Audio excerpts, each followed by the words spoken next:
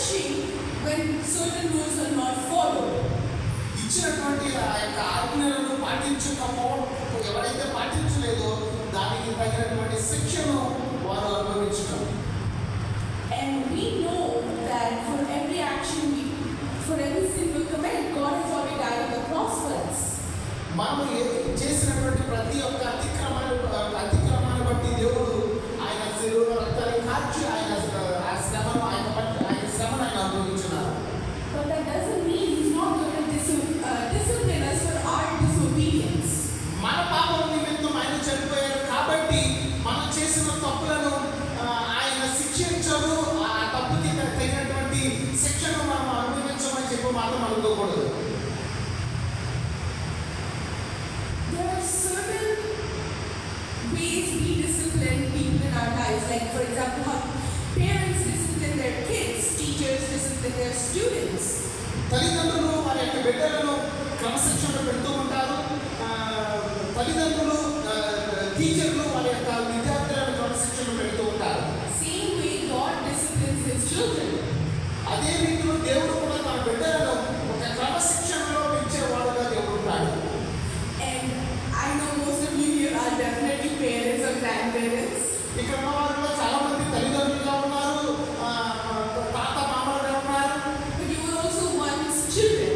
ఒకప్పుడు మీరందరూ కూడా పిల్లలుగానే ఉన్నవారుగా ఉన్నారు. ఒకప్పుడు You have disciplined your kids.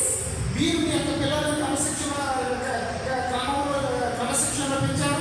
Your parents have disciplined you. మీ తల్లిదండ్రులు మిమ్మల్ని క్రమశిక్షణతో పెంచారు. We know that the kids don't like to be disciplined. మనందరికీ తెలుసు పిల్లలకు క్రమంగా ఉండటం అనేది పిల్లలకి నచ్చదు. And you've experienced not liking being disciplined.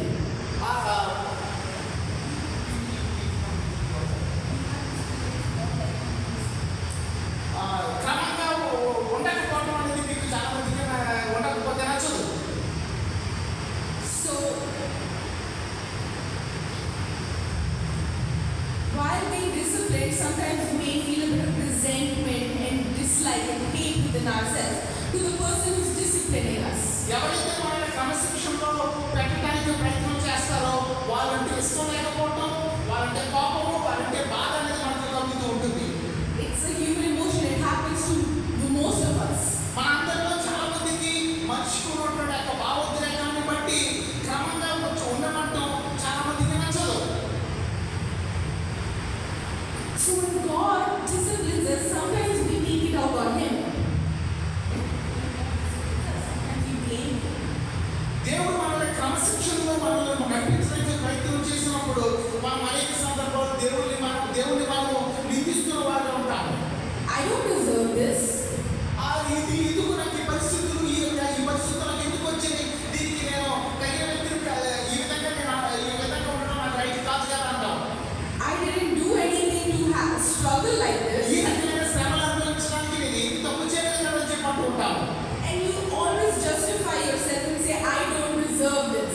కాబట్టి ఈ రకమైన పరిస్థితులకు ఉండటం అనేది నాకు న్యాయం కాదు అని చెప్పి మాట్లాడుకుంటూ ఉంటాము. But what we sometimes do not take into account is we are going through a lesson. కానీ మనం చూసినట్లయితే అనేకమైన పరిస్థితులు మనకు మన జీవితాలలో అనేక విషయాలను మనం బోధించేదిగా ఆ పరిస్థితులు మనకు ఉంటూ ఉంటాయి. If you look at Job chapter 5 verse 17 and 18. యోబు గ్రంథము 5వ అధ్యాయము 17వ వచనం 18వ వచనం మనం చూసినట్లయితే It is written, దేవుడు గద్దించు మనుషుడు ధన్యుడు, కాబట్టి సర్వశక్తుడగు దేవుని శిక్షకు తృణీకరింపకు. దేవుడు గద్దించు గట్టించండి. దేవుడు గద్దించు మనుషుడు ధన్యుడు, కాబట్టి సర్వశక్తుడగు దేవుని శిక్షకు తృణీకరింపకు. so I'm going to say, read it out once in English. Behold, blessed is the one whom God reproves, therefore despise not the discipline of the Almighty. For he wounds, but he binds up. He shatters, but his hands heal. ఆయన గాయపరిచి గాయకుడు కట్టును, ఆయన గాయము చేయును, ఆయన చేతులే స్వస్థపరచును.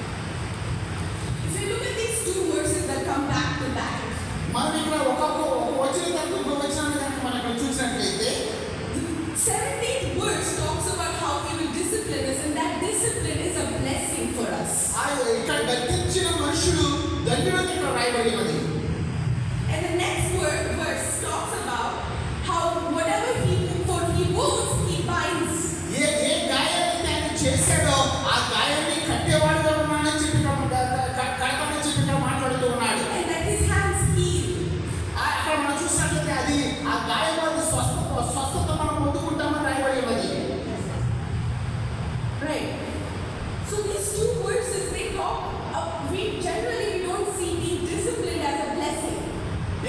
ఈ 2 వచనాలు చూసినట్లయితే ఆ క్రమశిక్షణ అనేది మనకు ఆశీర్వాదకరం అని చెప్పి దేవుని యొక్క వాక్యం చెప్తూ ఉన్నది. It's very rare and far in between when we see us being disciplined and punished as a blessing. అక్కడ మనము క్రమశిక్షణ ఇవ్వటం అనేది, మనము కొంత శిక్షను, మన ఇబ్బందులను, బాధలను మనం పడటం, గాయపడటం అనేది అది మనకు ఆశీర్వాదకరంగా ఉంటుంది అని చెప్పి దేవుని యొక్క వాక్యం సెలవిస్తూ ఉన్నది. But you also have to see the connection between those two verses. అక్కడ ఉన్నటువంటి 2 వచనాలకు ఉన్నటువంటి ఆ యొక్క సంబంధాన్ని మనం చూసినట్లయితే That discipline also heals us. ఆ యొక్క క్రమశిక్షణ అనేది అది మనల్ని స్వస్థపరుస్తుంది. When we commit a mistake, when we do not follow God's orders, దేవుని యొక్క ఆజ్ఞను మనం పాటించకుండా ఉన్నట్లయితే He disciplines us. దేవుడు మనల్ని క్రమశిక్షణ పెడతాడు. Once He disciplines us, we learn from that. ఆ క్రమశిక్షణలో మనం అనేక విషయాలు మనం నేర్చుకునేవారుగా ఉంటాము. We heal, we are blessed because we have the knowledge of not committing to do that again. మనము తిరిగి అటువంటి తప్పులు చేయకుండా ఉండాలి అనేటువంటి ఆ విషయాన్ని, ఆ పరిస్థితులు మనకు నేర్పిస్తాయి. So basically, discipline is healing us and helping us understand that this was wrong, this was my punishment, and now I am healed. Now I don't want to do that again. క్రమశిక్షణ అనేది ఏమి చేయొచ్చో, ఏమి చేయకూడదో, ఏ విధంగా మనం జీవించాలో అనే విషయాలను మనకు బోధిస్తూ ఉంటుంది.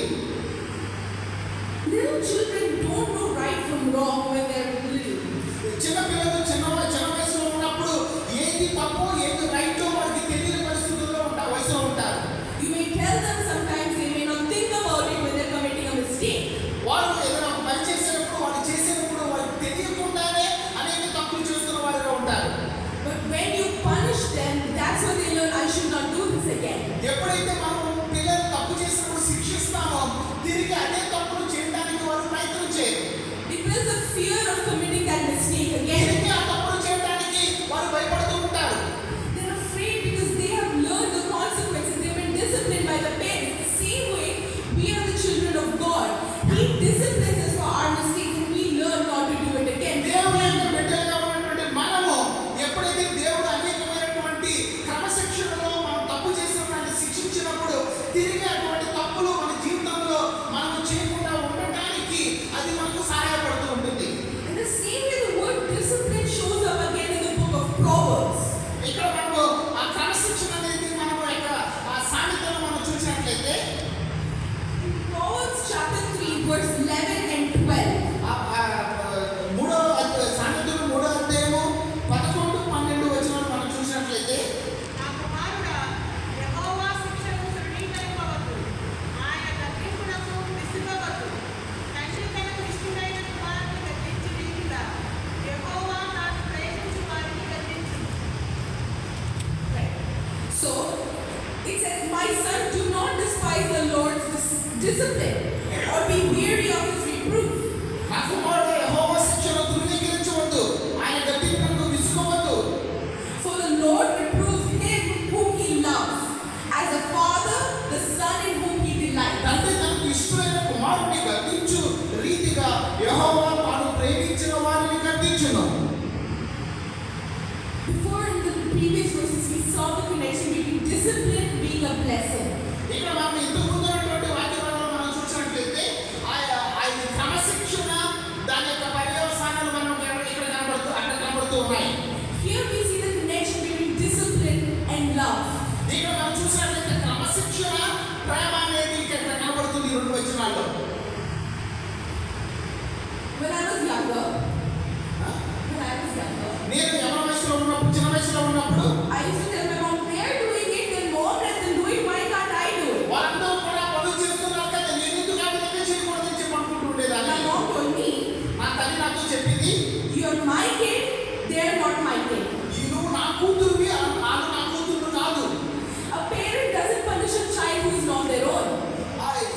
ఒక తల్లి తన పిల్లలను కాని పిల్లలను శిక్షించదు. తల్లి ఎవరో పిల్లలను శిక్షించదు. Right?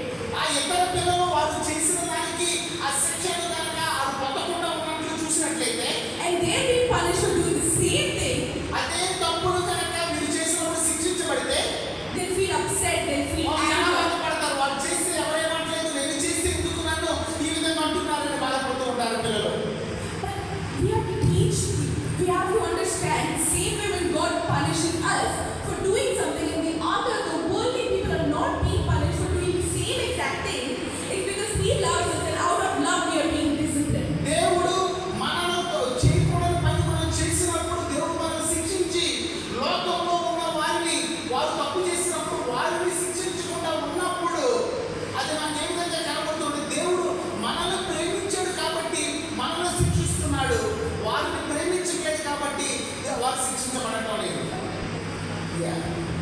He loves them, but you are his child, so he is disciplining you. మన దేవుడు మనల్ని ప్రేమించాడు కాబట్టి మనల్ని దేవుడు శిక్షిస్తూ ఉన్నాడు. And he's doing this through love, but we still feel anger and hate for that discipline. ఆయన ప్రేమతో చేస్తున్నాడు కానీ ఆయన ఓకే ఆయన ప్రేమతో మనం శిక్షిస్తున్నాడు కానీ మనం ఆయన మీద కోపపడుతూ ఉన్నాము. We don't take it as a blessing. We don't feel like it's love, but we have to understand that those consequences are stopping us from doing it again. మనము దానిని ప్రేమగా దేవుడు మనల్ని ప్రేమించి మనం గర్విస్తున్నాడు మనం శిక్షిస్తున్నాడని తీసుకోకుండా మనము ఆ తప్పులను తిరిగి మనం చేస్తున్న విధంగా ఉంటూ ఉన్నాము. So the more you being disciplined, the less likely you're going to do something again. దేవుడు మనల్ని ఎంత ఎక్కువ క్రమంలో శిక్షిస్తే ఎంత ఎక్కువగా మనల్ని క్రమశిక్షణలో పెడితే మనం అంత తక్కువగా తప్పులు చేయడానికి మనం అంత ప్రయత్నం చేస్తాము. The more he loves us, the more he blesses us, the less we're going to go to the outside world. మనము దేవుడు మనల్ని ఎంత ఎక్కువ ప్రేమిస్తే దేవుడు మనల్ని ఎంత ఎక్కువ దీవిస్తే మనం లోకంలోనికి వెళ్ళిపోకుండా మనం ఉండగలుగుతాము. For us, when we think of the word love, మనం లోకంలో ప్రేమ అనే పదాన్ని మనం చూసినట్లయితే it's soft, it's easy, it's comfortable. అది మనకి చాలా సులభమైనదిగా అది చాలా బాగున్నదిగా కనబడుతూ ఉంటుంది. True love is when you are told when you're committing a mistake. True love is when they're trying to help you from making that mistake again. నిజమైనటువంటి ప్రేమ అది తిరిగి మనం కొన్ని పనులు చేయకుండా ఉండటానికి అది సహాయపడేదిగా ఉంటుంది. Your friends, when you're with them, the certain love and affection they show you seem so comfortable, so easy. కొంతమంది స్నేహితులు మనతో ఉన్నవాళ్ళు వాళ్ళు చూపించే ప్రేమ అది మనకి చాలా సులభంగాను అది చాలా చక్కగాను అందంగాను కనబడుతూ ఉంటుంది. But the love our parents show us seems so strict, so tough. తల్లిదండ్రులు చూపించే ప్రేమ అది చాలా కఠినంగాను ఇబ్బందికరంగా కనబడుతూ ఉంటుంది. What is that true love that's pulling you in the right way?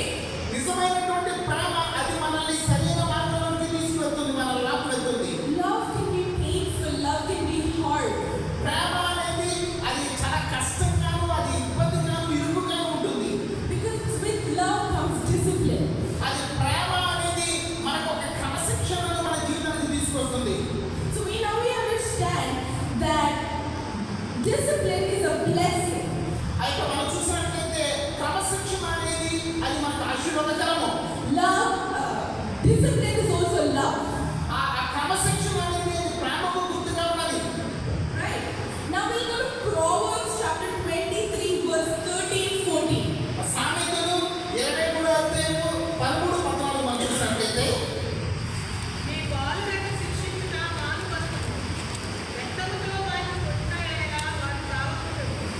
రక్తముతో వారిని కొట్టిన యెడల పాతాళమునకు పోకుండా వారి ఆత్మను నీకు తప్పించదు.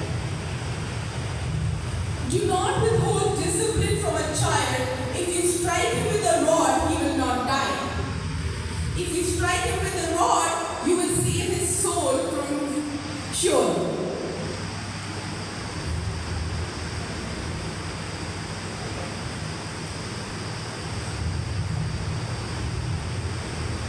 నీ బాలులను శిక్షించుట మానుకొనుము. రక్తముతో వారిని కొట్టిన యెడల వారు చావకుందురు. రక్తముతో వారిని కొట్టిన యెడల పాతాళమునకు పోకుండా వారి ఆత్మను నీకు తప్పించదు. So we see the word discipline here again. ఇక్కడ మరొకసారి ఈ యొక్క క్రమశిక్షణ మనకు కనబడుతూ ఉన్నది.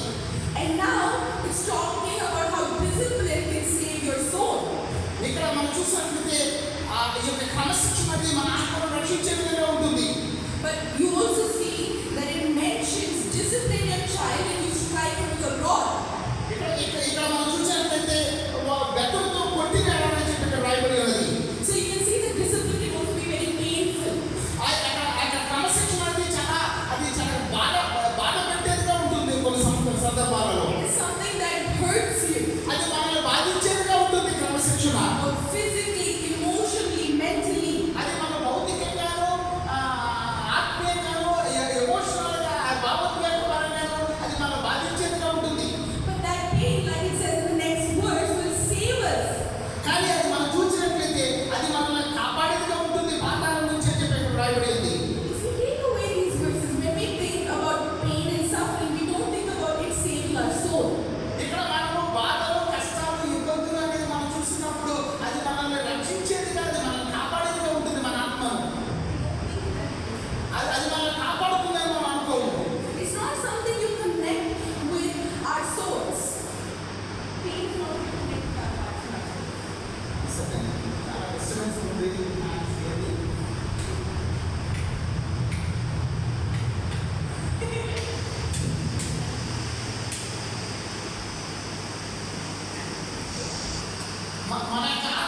రక్షించుకోవడానికి ఆ బాధ అనేది, కష్టం అనేది మా ఆత్మ రక్షిస్తుంది అని చెప్పి మనం అనుకోము. Right. The same way we don't think about the discipline being a blessing, we don't think discipline is love, and we don't think discipline will save our souls.